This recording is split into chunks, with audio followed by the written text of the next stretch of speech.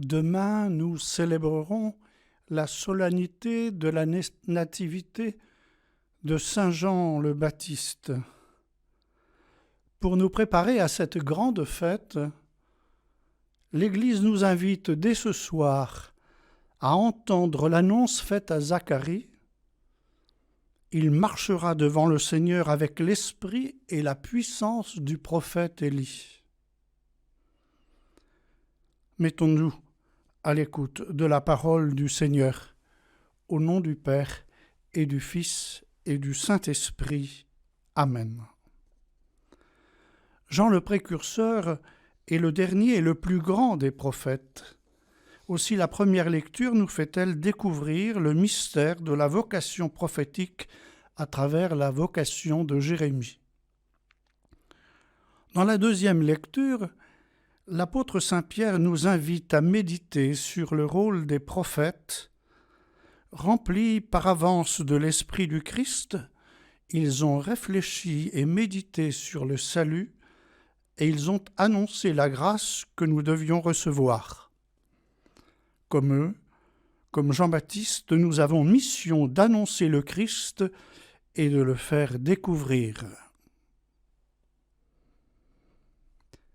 Lecture du livre de Jérémie. Le Seigneur m'adressa la parole et me dit : « Avant même de te former dans le sein de ta mère, je te connaissais. Avant que tu viennes au jour, je t'ai consacré. Je fais de toi un prophète pour les peuples. » Et je dis : Ô Seigneur, mon Dieu, vois donc, je ne sais pas parler, je ne suis qu'un enfant.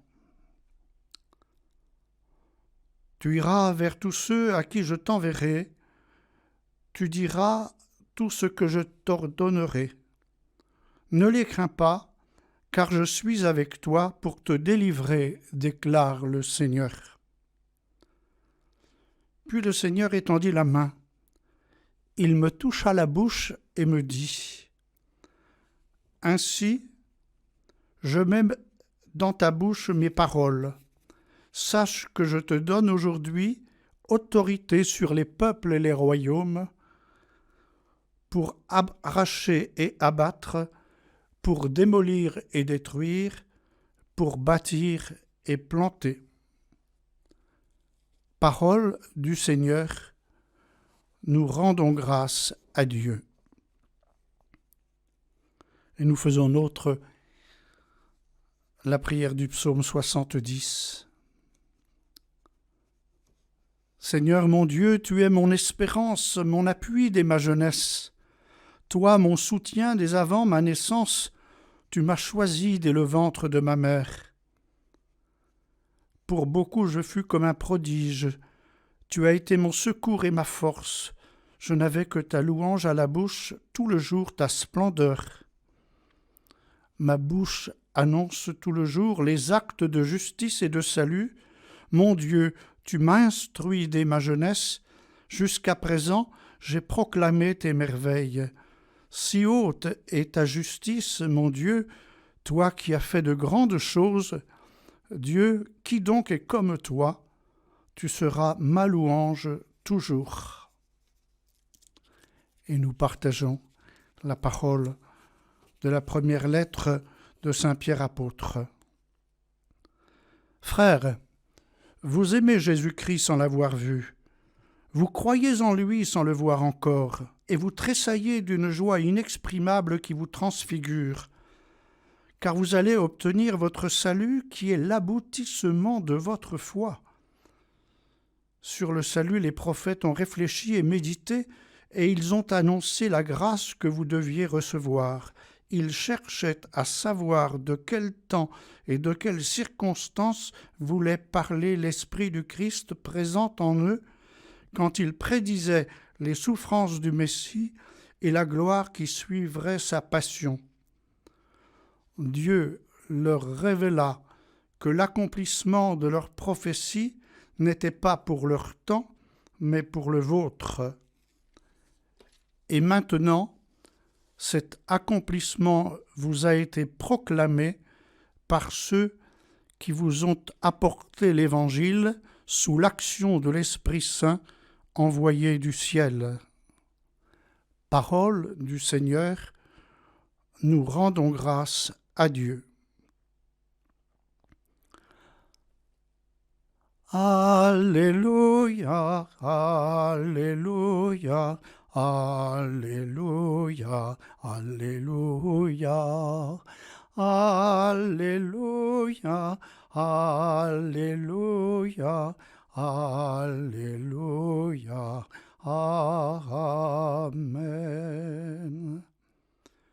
Jean sera plus qu'un prophète, il portera témoignage à la lumière, il préparera au Seigneur un peuple pour l'accueillir. Alléluia. Évangile de Jésus-Christ selon saint Luc.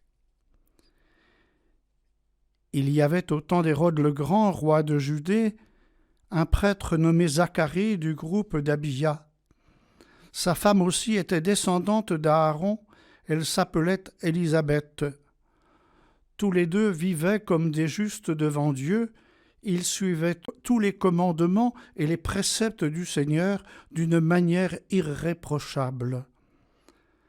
Ils n'avaient pas d'enfants, car Élisabeth était stérile et tous deux étaient âgés. Or, tandis que Zacharie, au jour fixé par les prêtres de son groupe, assurait le service du culte devant Dieu, il fut désigné par le sort, suivant l'usage liturgique, pour aller offrir l'encens dans le sanctuaire du Seigneur. Toute l'assemblée du peuple se tenait dehors en prière à l'heure de l'offrande de l'encens.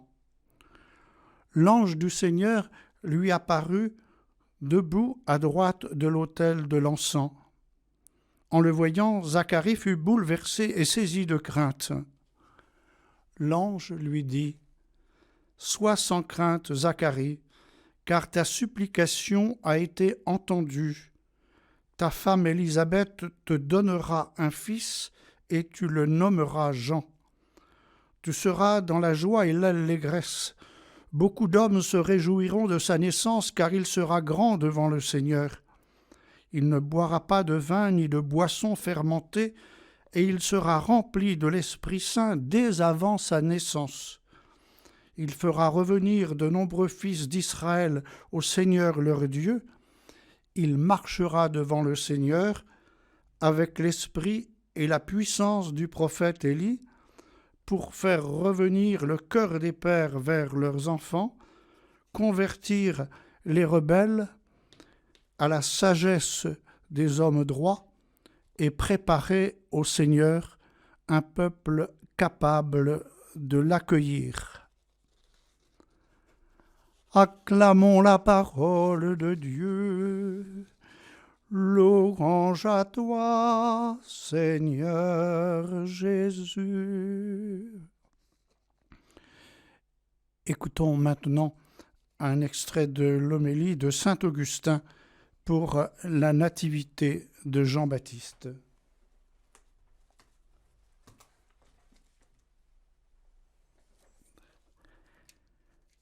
L'Église considère la naissance de Jean comme particulièrement sacrée. On ne trouve aucun des saints qui nous ont précédés dont nous célébrions solennellement la naissance.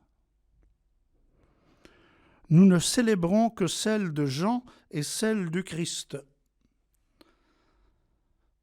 Ce ne peut être sans motif, et si peut-être Nous n'y voyons pas très clair en raison de la noblesse d'un tel mystère. Nous le méditerons cependant de façon fructueuse et profonde. Jean naît d'une vieille femme stérile. Le Christ naît d'une jeune fille vierge. La naissance de Jean rencontre l'incrédulité et le Père devient muet. Marie croit à celle du Christ et elle le conçoit par la foi. Nous vous avons proposé d'en chercher la raison, nous vous avons annoncé que nous allions y réfléchir, mais c'était un simple préambule, et si nous ne sommes pas capables de scruter les replis d'un si grand mystère, faute de capacité ou de temps, vous serez mieux instruits par celui qui parle en vous, même en notre absence, celui à qui vous pensez avec affection, celui que vous avez accueilli dans votre cœur, celui dont vous êtes devenus les temples. Jean apparaît donc comme une frontière placée entre les deux testaments, l'Ancien et le Nouveau. Qu'il forme une sorte de frontière, le Seigneur lui-même l'atteste lorsqu'il dit « La loi et les prophètes vont jusqu'à Jean ». Il est donc un personnage de l'Antiquité et le héros de la Nouveauté. Parce qu'il représente l'Antiquité, il naît de deux vieillards. Parce qu'il représente la Nouveauté, il se révèle prophète dans les entrailles de sa mère. En effet, avant sa naissance, lorsque Marie s'approcha, il bondit dans le sein de sa mère. Là déjà, il était désigné pour sa mission avant d'être né. Il apparaît déjà comme le précurseur du Christ avant que celui-ci puisse le voir. Ces choses-là sont divines et elles dépassent la capacité de la faiblesse humaine.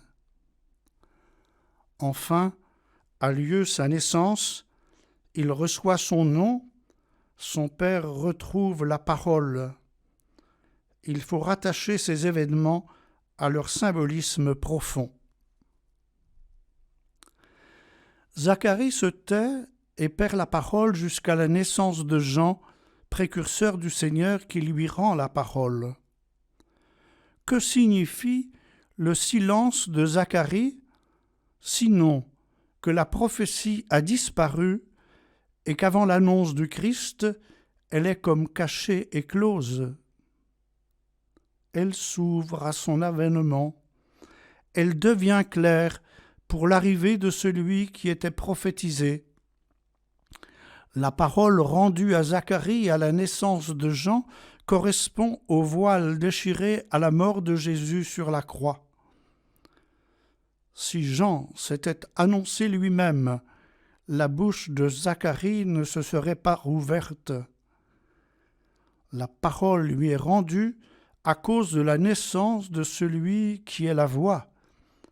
Car on demandait à Jean, qui annonçait déjà le Seigneur, « Toi, qui es-tu » Et il répondit, « Je suis la voix qui crie dans le désert. » La voix, c'est Jean, tandis que le Seigneur est la parole. Au commencement était le Verbe.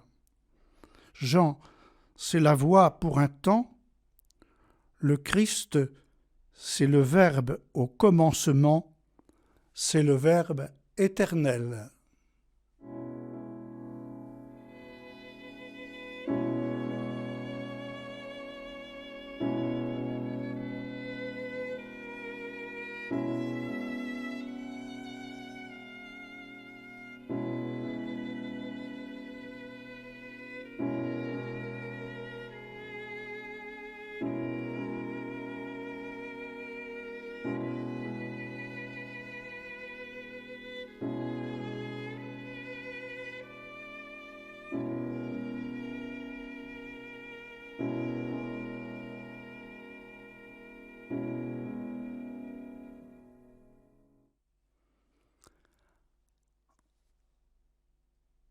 Dans la foi, prions le Christ qui envoie devant lui Jean, son précurseur.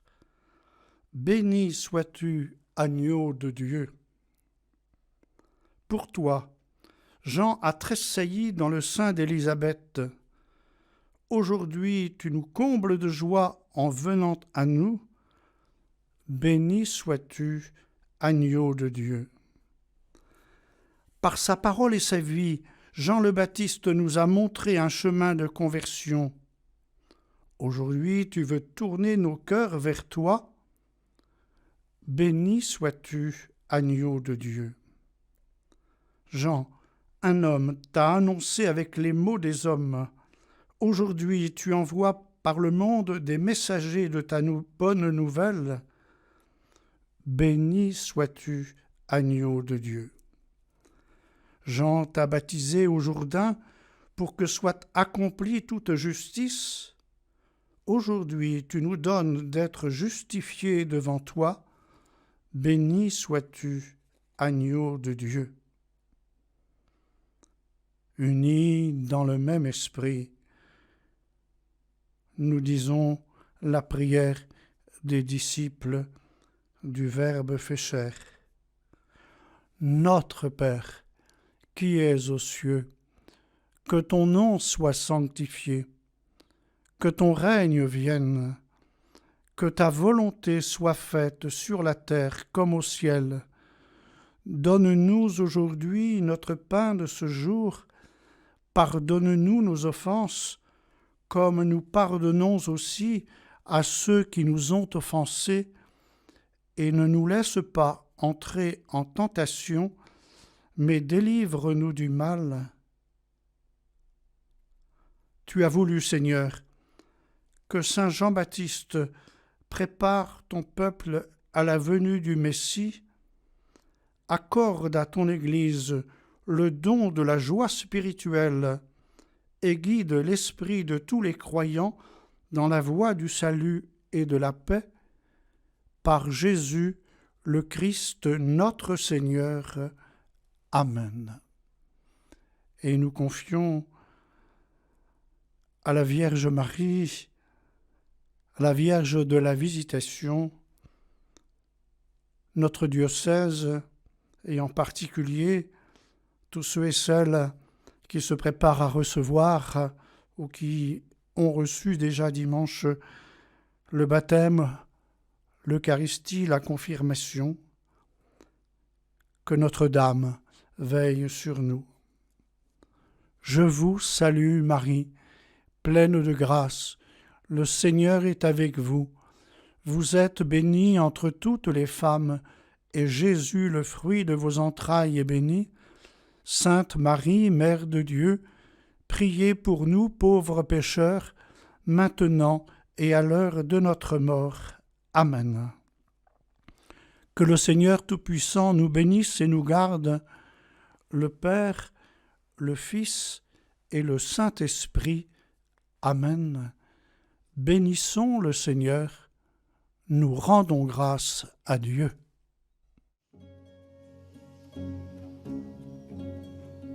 Salut.